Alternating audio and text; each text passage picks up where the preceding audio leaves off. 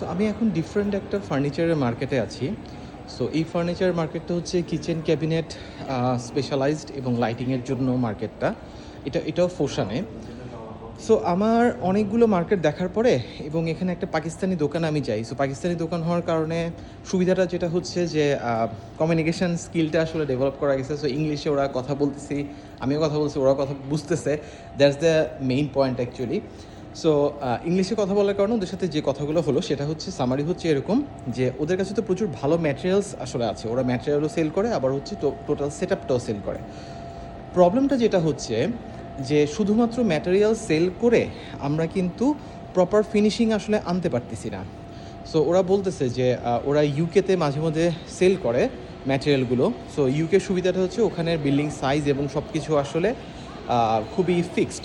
So customisable option করার আসলে scope থাকে না চাইলেও আর কি। তো আমাদের দেশে দেখা যায় কি, আমাদের দেশে তো আসলে প্রচুর মেজারমেন্টের ইস্যু থাকে। লাইক একটা রুম একরকম, আরেকটা রুম একরকম, একটা রুমের ক্যাবিনেট একরকম, আরেকটা রুমের ক্যাবিনেট একরকম, অনেকগুলো বিষয় আসলে থেকে যায়।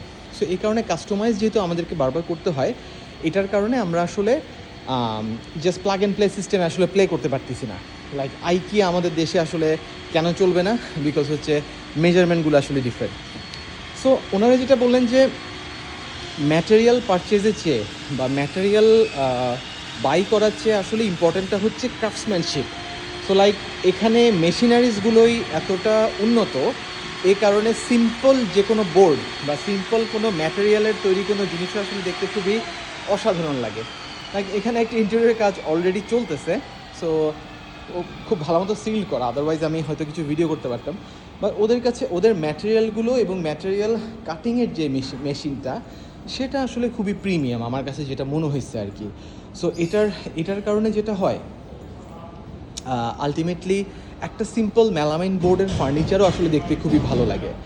সো ইটস লাইক আমি এমন অনেক দোকানে দেখছি জাস্ট হিঞ্জগুলো খুবই আসলে ভালো কোয়ালিটির।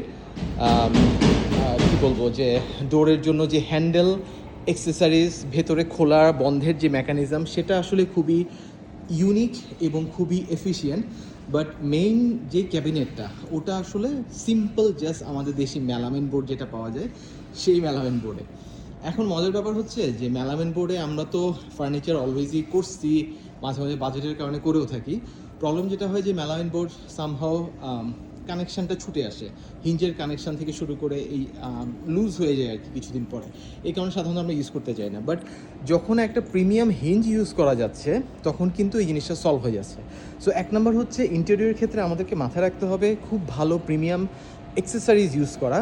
So what ever the board is, যাতে প্রবলেম না হয়, এক নম্বর ব্যাপার। দুই নম্বর ব্যাপার হচ্ছে শুধুমাত্র ম্যাটেরিয়ালের যে বিজনেসটা, আমি যেটার কারণে চিন্তা করছিলাম যে ওকে চায়না থেকে কিছু ইউনিক কিছু ম্যাটেরিয়াল আমরা ইম্পোর্ট করতে পারি, যেটা আমাদের দেশের কিচেনের জন্য অথবা ক্যাবিনেটসের জন্য খুব ভালো হবে। বাট আমার কাছে মনে হচ্ছে শুধুমাত্র ক্যাবিনেট ম্যাটেরিয়ালস এবং মানে ম্যাটেরিয়াল বেস যদি আমি কিছু চিন্তা করি, সেটা আসলে নট এ গুড আইডিয়া। কারণ হচ্ছে এখানে তো আমরা ওভারঅল ক্রাফটসম্যানশিপটা আসলে মিসিং, ক্রাফটসম্যানশিপটা আমরা পাচ্ছি না টোটালি। কারণ চায়নাতে আমি যেটা দেখলাম যে অল অ্যাবাউট প্রেজেন্টেশন, লাইক আমার এখানে যেই কার্টেন শপটা দেখা যাচ্ছে, এটা কিন্তু ভেরি টিপিক্যাল, এখানের প্রেজেন্টেশন টোটালি ভালো না। কিন্তু একটু পরেই মুড চেঞ্জ হয়ে যাচ্ছে এখানের, এই যে লাল এই ওয়ালটা এবং হচ্ছে লোগোটা, এবং এটা একটা দোকান, লাইটিংয়ের শপ। সো এইটার প্রেজেন্টেশনটা দেখেন, আর একটু আগে যেটা পর্দার দোকান দেখালাম সেই প্রেজেন্টেশন দেখেন। সো ক্রাফটসম্যানশিপ যখন ভালো হবে, আলটিমেটলি ম্যাটেরিয়াল সিম্পল হোক, গর্জিয়াস হোক, আলটিমেটলি হচ্ছে প্রোডাক্টটা দেখতে সুন্দর লাগবে। সো আমি একটা উইয়ার্ড বিষয় ভাবতেছিলাম, সেটা হচ্ছে ওভারঅল মানে আমাদের দেশে আমাদের যেই কার্পেন্টাররা আছে, যে ভেন্ডাররা আছে আমাদের সাথে কাজ করে, হোয়াট ইফ ওদেরকে যদি একটা টিমকে চায়না থেকে ট্রেন করে আনানো যেতে পারে, তাহলে আমার মনে হচ্ছে সামহাও অনেক প্রবলেম সলভ হবে। কারণ আমাদের দেশে ম্যাটেরিয়ালের কিন্তু অভাব নাই এই মুহূর্তে। আমি ইন্টেরিয়র মার্কেট যতটুকু ঘুরে দেখছি এত বছরে বা এই ক্যারিয়ারে, আমার কাছে মনে হয়েছে এখন অলমোস্ট 70% ম্যাটেরিয়ালে আসলে আমাদের দেশে পাওয়া যাচ্ছে। 30% হয়তো কিছু ইউনিক ম্যাটেরিয়াল এখন আছে, যেটা হচ্ছে ওভারঅল কোয়ালিটি ইস্যুর কারণে এবং হচ্ছে এক্সপেন্সিভ হওয়ার কারণে এখনও বাংলাদেশে আসছে না। তবে ম্যাটেরিয়াল অলমোস্ট সলভ হয়ে গেছে, 70% সলভ হয়ে গেছে, 30% এখনও সলভ হয়নি। সো বাট ক্রাফটসম্যানশিপ আমি বলবো লেটস সে এখনও 50% সলভ হওয়া এখনও বাকি আছে। তো সামহাও যদি ইউনিক ক্রাফটসম্যানশিপের দিকে যদি আমরা দেখতে পারি, অথবা ইউনিক না হয়ে একটা স্ট্যান্ডার্ড ক্রাফটসম্যানশিপের জন্য যদি আমরা ট্রাই করি, সো আমাদের ভেন্ডারদেরকে সামহাও যদি চায়না থেকে কোনো ট্রেনিংয়ের আন্ডারে রাখা যেতে পারে, নট ইউটিউব ভিডিও আর টিউটোরিয়াল, লিটারালি যদি এখানে ট্রেনিং করানো যেতে পারে, তাহলে আমার কাছে যেটা মনে হয় এটা একটা ভালো জিনিস হতে পারে। যে আমরা তখন দেখা যাবে যে ওভারঅল ফিনিশিংটা আসলে বুঝতে পারতেছি, কারণ অনেক অনেক দামি অ্যাক্সেসরিজ আছে যেটা আসলে কিভাবে সেট আপ করতে হবে আমরা কিন্তু আসলে সেটাও জানি না। সো শুধুমাত্র অ্যাক্সেসরিজ নিয়ে আসলে আসলে হবে না। এমন অনেক আগে, প্রায় 10 বছর আগে, একটা ক্লায়েন্টের জন্য আমি খুবই সফট ক্লোজ একটা হাইড্রোলিক হিঞ্জের ব্যবস্থা করছিলাম অনেক মার্কেট খুঁজে।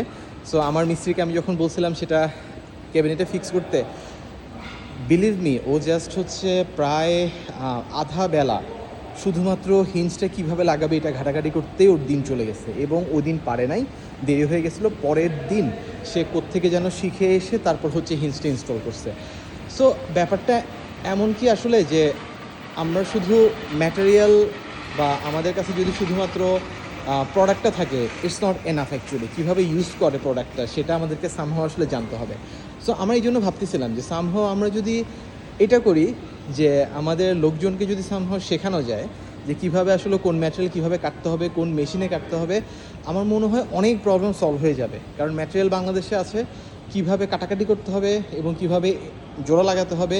লাইক আমরা যখন একটা বোর্ড কাটি, বোর্ড কাটার পর কিন্তু আমাদের এজিং করতে হয়। এজিংটা প্রিমিয়াম একটা এজিং কীভাবে র্যাপ করতে হয়, প্রিমিয়াম একটা এজিং কীভাবে বোর্ডের সাথে লাগাতে হবে, এবং কোন ম্যাটেরিয়ালটা কীভাবে কাটতে হবে, কোন ম্যাটেরিয়াল কীভাবে কাটলে আসলে নষ্ট হয়ে যাবে, এই জিনিসগুলো আসলে খুব ইম্পর্ট্যান্ট। লাইক এই যে যেদিকে আমি তাকাই খুবই প্রিমিয়াম ফিনিশের আসলে কিছু কাজ দেখা যায় আর কি। সো এগুলো কিন্তু ম্যাটেরিয়াল ঘুরে ফিরে দেখা যাবে same, but it's all about lighting. Like এখানের যে লাইটিংটা বেশ বোরিং, এটা আমাদের দেশে যে কোনো সুপার শপেই আছে, বাট আমরা যদি একটু ঘুরে যদি অন্যদিকে তাকাই তখন দেখা যাবে যে লাইটিং অ্যান্ড মুড আসলে চেঞ্জ হওয়া শুরু করছে। লাইক এখানে একটা ইন্টেরিয়র প্রজেক্ট চলতেছে অলরেডি, সো এটার যে লাইটিং এনভায়রনমেন্ট এটা অলরেডি ক্রিয়েট হচ্ছে। সো লাইক এটা দেখা যাক। সো এটা মোর লাইক আমরা যে ওয়ার্ম লাইট ইউজ করি, ওয়ার্ম লাইটের চেয়েও মানে টেম্পারেচারটা আরও আসলে বাড়ানো, যে কারণে ওয়ার্মনেসটা আসলে অনেক বেশি চলে আসছে এই জায়গায় আর কি। সরি, টেম্পারেচার কমানো। সো এই কারণে ওয়ার্মনেসটা অনেক বেশি চলে আসছে এখানে।